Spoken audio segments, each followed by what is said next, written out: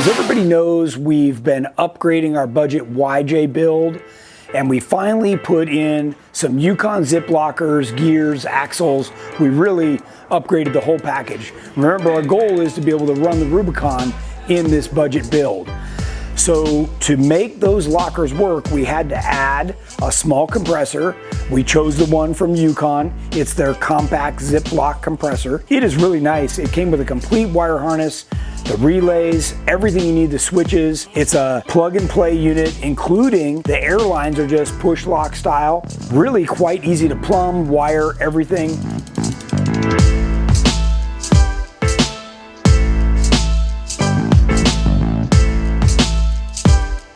We found a nice little spot under the hood, right here next to the battery. We shortened up the harness, ran the whole thing, put the switches inside. So just a reminder, you know, this is great compressor for lockers, okay? It'll run front and rear.